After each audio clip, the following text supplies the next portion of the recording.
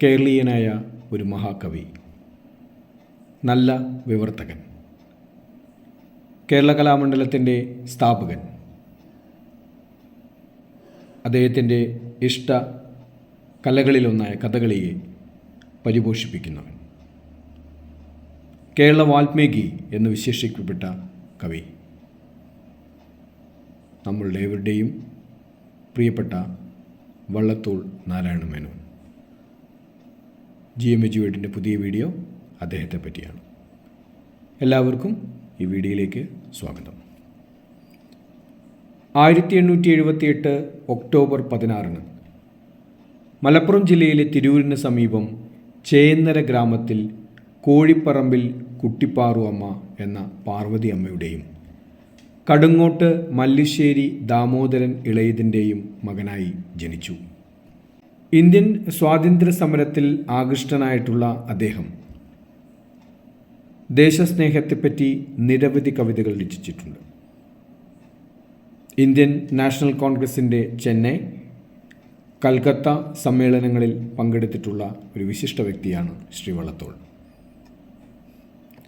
12-ാം വയസ്സ് മുതൽ അദ്ദേഹം കവിത എഴുതി തുടങ്ങി. വ്യാസാവതാരം, കിരാത ശതകം എന്നിവയായിരുന്നു അദ്ദേഹം പ്രസിദ്ധീകരിച്ചിട്ടുള്ള ആദ്യകാല കൃതികൾ.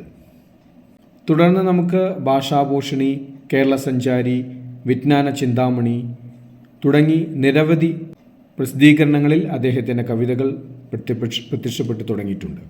വാൽമീകി രാമായണത്തിൻ്റെ മലയാളത്തിലേക്കുള്ള വിവർത്തനമാണ് അദ്ദേഹത്തിൻ്റെ ഒരു പ്രധാന സാഹിത്യ സംഭാവനയായിട്ട് നമുക്ക് കാണാനായിട്ട് കഴിയുക. 1905 ആരംഭിച്ച ഈ കൃതി ഏകദേശം 2 വർഷം വേണ്ടി വന്നു പൂർത്തീകരിക്കാൻ. മഹാത്മാഗാന്ധിയുടെ ആദർശങ്ങളിൽ അടിയുറച്ച് വിശ്വസിക്കുകയും ഗാന്ധിജിയെ ഗുരുനാഥനായി സ്വീകരിക്കുകയും ചെയ്ത അദ്ദേഹം മഹാത്മാഗാന്ധിയെപ്പറ്റി എഴുതിയ കൃതിയാണ് എൻ്റെ ഗുരുനാഥൻ. പിന്നീട് ഗാന്ധിജിയുടെ മരണത്തിൽ ദുഃഖിച്ച് അദ്ദേഹം എഴുതിയ വിലാപകാവ്യമാണ് ബാപ്പുജി. 1908 ഒരു രോഗബാധയെ തുടർന്ന് അദ്ദേഹം ബധിരനാവുകയായിരുന്നു. ഇതേ തുടർന്ന് അദ്ദേഹം ബധിരവിലാപം എന്ന കവിത രചിച്ചു. 1913 ചിത്രയോഗം എന്ന മഹാകാവ്യം അദ്ദേഹം രചിച്ചതും മഹാകവി എന്നുള്ള പേര് ലഭിക്കുന്നതും.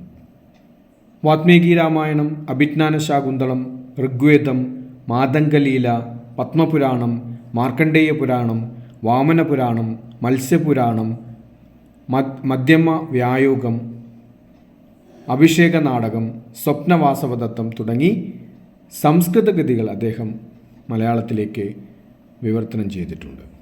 1958 മാർച്ച് 13 അദ്ദേഹം ഈ ലോകത്തോട് വിട പറഞ്ഞു.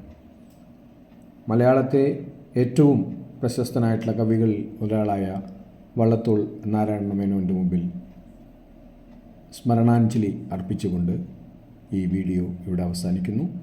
ഏവർക്കും നന്ദി, നമസ്കാരം.